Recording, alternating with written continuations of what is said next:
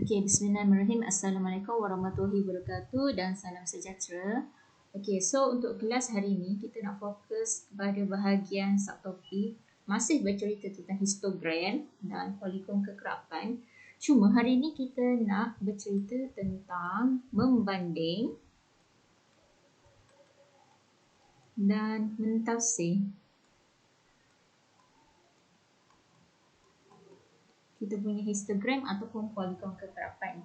Okey, sebelum kita bercerita lanjut tentang macam mana kita nak banding dan mentafsir, ini adalah benda yang item yang awak kena tahu dan ingat. Tahu dan ingat. Wajib ingatlah. Sebab ini fakta yang kita akan gunakan sewaktu mentafsir dan membanding kita punya histogram ataupun poligon kegerapan. Okey, kita fokus kepada bentuk-bentuk kita punya histogram ataupun poligon kegerapan. Yang pertama, bentuk yang awak kena ingat adalah bentuk loceng. Kalau awak tengok, bila kita punya bar histogram tu, dia ada puncak. Maksudnya dia tinggi tengah-tengah. Tinggi tengah-tengah. Tinggi dia tu tengah-tengah. Maksudnya ke kiri tu sama rata, ke kanan tu sama rata. Maka nama dia adalah pertama bentuk loceng. Kena ingatlah bentuk macam ni, bentuk loceng. Dia sebenarnya bentuk loceng macam mana loceng? Sebenarnya awak bayangkan loceng tu kan, yang bell dekat church tu kan, dia just upside down. Tu kenapa nama dia loceng lah. Okey, bentuk kedua kita panggil dia seragam. Maksudnya kalau awak tengok dia, kita punya bar ni hampir sama tinggi. Tu cara kita kena pasti kita punya bentuk tu adalah seragam ataupun tidak. Okey, yang ketiga dan yang keempat, kita ada satu perkataan yang mungkin awak tak pernah jumpa. Namanya adalah pencong. Pencong ni apa? Tapi dalam statistik ni kita guna perkataan pencong lah. Pencong ni macam condong. Dengan erti kata lain. Tapi kita tak guna perkataan condong lah. Kita guna pencong. Okey, macam mana kita nak tahu benda tu pencong ke kiri atau ke kanan? Ni ada tips kat sini. Kita akan guna kita punya tangan. Okey, yang ni kita akan guna tangan kanan kan? Ibu jari menghala ke kanan. Ni tangan kanan lah kan? Ibu jari menghala ke kiri ni maksudnya kiri, tangan kiri. Maksudnya awak guna tangan kanan atau tangan kanan kiri. Okey, kalau awak grip your hand tu belah kanan, kalau awak nampak jari-jari awak ni kan, jari-jari awak ni mewakili dia punya ni. Maksudnya bila kanan, dia punya banyak longgokan tinggi, paling tinggi ni adalah belah sini. Nampak? Maksudnya dia macam terbalik tau. Maksudnya data tu condong ke belah, kalau pencong ke kanan, data ni condong, kalau awak tengok dia condong ke kiri. Dia macam ni lah. Awak bayangkan bukit tu dia condong macam ni. Condong ke kiri.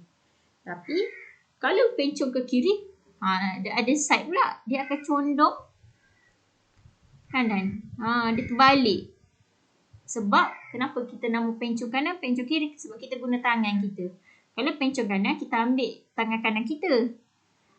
Bila kita tengok ambil tangan kanan kita, kita akan nampak jari-jari kita ni sebenarnya banyak rapat-rapat ni belah kiri kan. Berbanding yang ibu jari ni jauh ke kanan. Tu cara. Maksudnya dia fokus dekat jari-jari ni. Jari-jari ni kan. Sebab kita guna tangan kanan, nama dia pencong ke kanan. Kalau kita guna tangan kiri, namanya pencong ke kiri. Tu cara kita gunalah. Okey, sekarang kita tengok kepada contoh-contoh. Macam ni kita nak kena pasti. Okey, macam ni contoh 5 daripada buku teks. Kita tengok, okey, dia ada bentuk. Okey, kita tak tengok dululah. Okey, bentuk dia kalau nampak, bentuk ni automatik. Ni tinggi dia tengah-tengah kan. Ni kita boleh nampak lah benda pertama, bentuk dia loceng kan. Sebab tinggi dia tengah-tengah. Tengah-tengah. Pasal ada ke kiri ke kanan. Hampir sama. Okey, lepas tu yang ni pula. Yang ni sama, macam sama je tinggi. Cuma yang ni je terlebih sikit, tak apa. Sebab tu saya cakap tadi, hampir. Kan? Perkataan saya guna tadi hampir tinggi. Hampir-hampir je tinggi dia. Okay. So ni kita tahu dia bentuk dia seragam lah. Okay. So kita tengok apa soalan dia. Ada tak soalan pasal ni? Ya, betul. Kalau kita tengok soalan pertama memang dia tanya nyatakan bentuk. So kalau dia tanya apakah bentuk, dia refer kepada empat-empat item yang kita cuba ingat dan hafal tadi tu lah. Okay, so bentuk dia adalah bentuk, kena buat ayat sikit lah. Topik ni memang kena buat ayat. Okay, jawablah macam bahasa Melayu. Nyatakan bentuk taburan histogram bagi kedua-dua acara tersebut. Okay, so awak ceritalah bentuk taburan histogram bagi ni kan awak copy paste daripada soalan kan.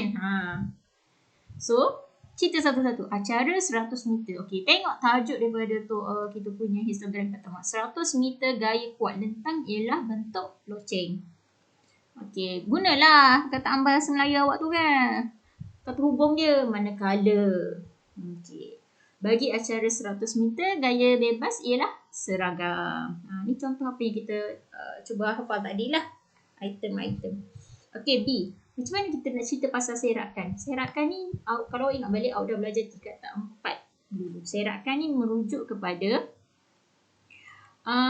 data tu dia bertaburan macam mana. Okey, macam mana kita nak kena pasti taburan data kita.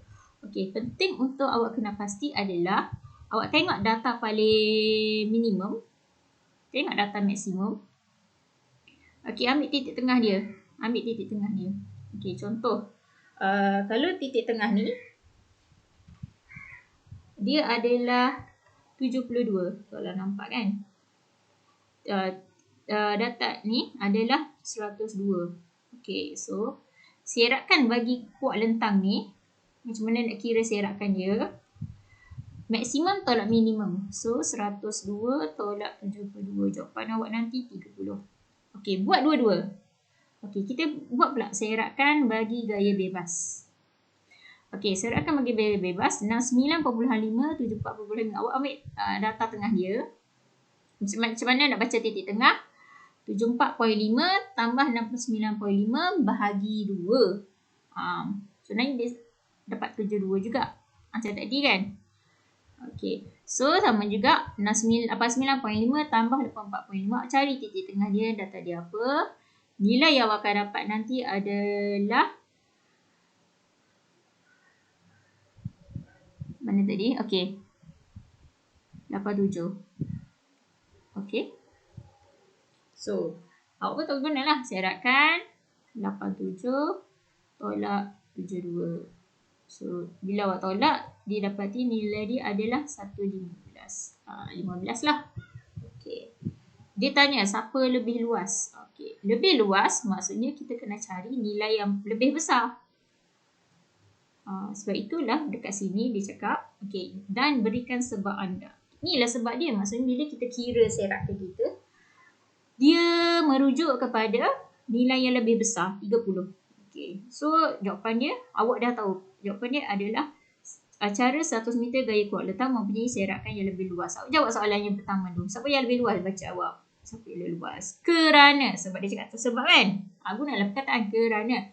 Beza masa yang dia ambil adalah lebih besar, iaitu 30 saat yang kita kira tadi. Nampak macam mana kita nak kira serakan kita. Okey.